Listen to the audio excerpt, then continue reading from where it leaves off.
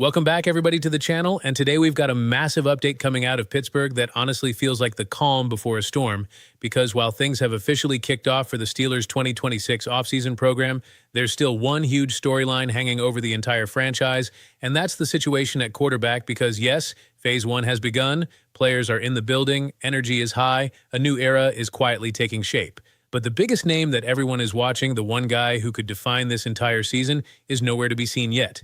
And that absence is not just noticeable, it's intentional, it's calculated, and it's very on brand because we are talking about Aaron Rodgers, a player who has built a career not just on elite performance, but on doing things his own way. And as the Steelers open the doors to their offseason program with strength training, meetings, conditioning sessions, and early installations of the playbook, the team is moving forward while still waiting for their presumed QB1 to make his move. And if you're a fan right now, you're probably asking yourself one simple question: when is he actually going to show up? And more importantly, does it even matter that he hasn't yet?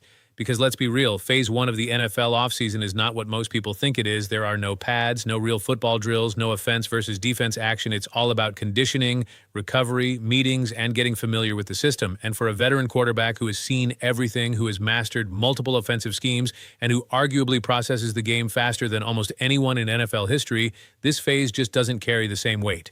Rodgers himself has made that very clear over the years. He's never been someone who prioritizes early off-season participation, especially when there's no actual football being played. And while critics will jump on that and say it reflects poorly on leadership, others will point to the bigger picture, because at this stage in his career, what really matters is timing, chemistry when it counts, and being ready when the season starts, not necessarily being the first guy in the building in April. And the Steelers' locker room seems to understand that better than anyone, because this isn't a new situation for them. They've been through this before. They've already experienced the waiting game. They've already seen how it plays out.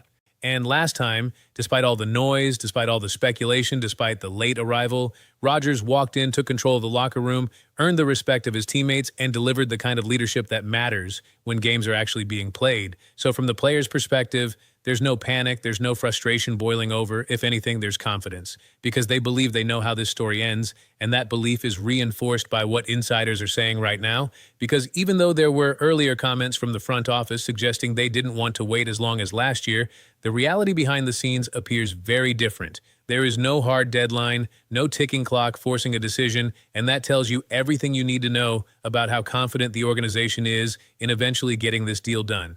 And when you look at the timeline, it starts to make even more sense. Because while Phase 1 might not matter much to Rodgers, the next stage absolutely could. As the Steelers approach their voluntary minicamp window in late April, that's when things begin to shift. That's when actual on-field work starts. That's when quarterbacks begin throwing to receivers, when timing routes are tested, when chemistry begins to form in real football scenarios. And if you're Rodgers, that's the point where showing up actually has value. So if you're trying to predict when this situation finally resolves, the smart money is on that window right before minicamp, somewhere in mid-April, where suddenly the news breaks, the contract is signed, and Rodgers arrives in Pittsburgh ready to step into his role as the leader of this offense. And if that happens, it would follow a pattern that we've already seen, a pattern where he skips the early noise, avoids the unnecessary grind, and then steps in exactly when his presence starts to make a real difference. And while all of this is unfolding, the Steelers are not sitting still.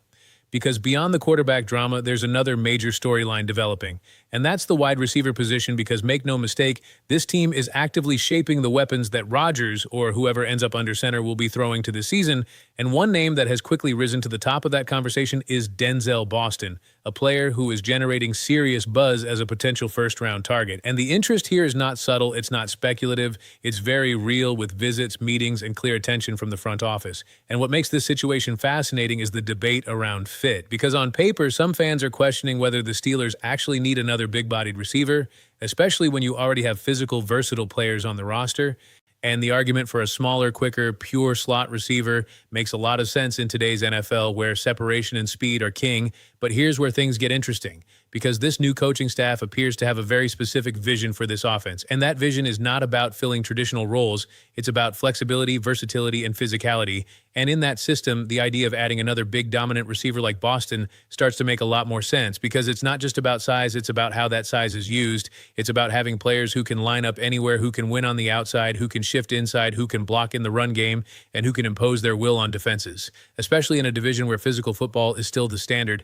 And when you look at Boston through that lens, you start to see why the Steelers might be leaning in this direction, because he offers something that can elevate the entire offense, not just as a target, but as a matchup problem. A player who can win contested catches, who can stretch the field, and who can force defenses to adjust their coverage schemes. And when you combine that with the existing pieces on the roster, you can start to visualize what this offense might look like. A group of receivers who are interchangeable, who can shift roles depending on the situation, who can create mismatches simply by alignment. And that's where the strategy becomes clear, because instead of chasing a specific archetype, the Steelers are building a system where the best players can thrive regardless of traditional labels. And that doesn't mean they're ignoring the need for speed or agility, because the depth of this draft class gives them the flexibility to address that later.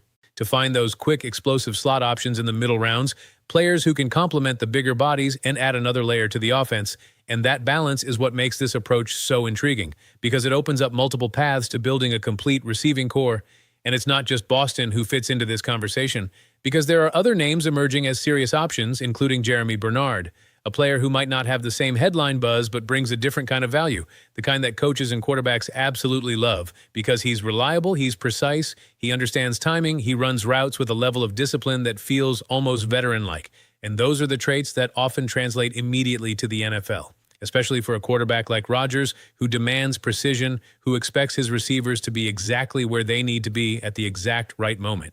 And when you watch Bernard, you see a player who could step into that role from day one, someone who might not dominate highlight reels, but could become a trusted target very quickly. And that trust is everything in an offense built on timing and execution. So whether the Steelers go with a big physical presence in the first round or opt for a more balanced, technically sound receiver later, the key takeaway is that they are actively building a group that fits their vision. That aligns with their new coaching philosophy, and that gives their quarterback, whoever that ends up being, the tools needed to succeed. And as all of this unfolds, as the offseason program continues, as the draft approaches, as rumors intensify and decisions loom closer, one thing becomes very clear. The Steelers are in the middle of a transformation, a shift not just in personnel but in identity.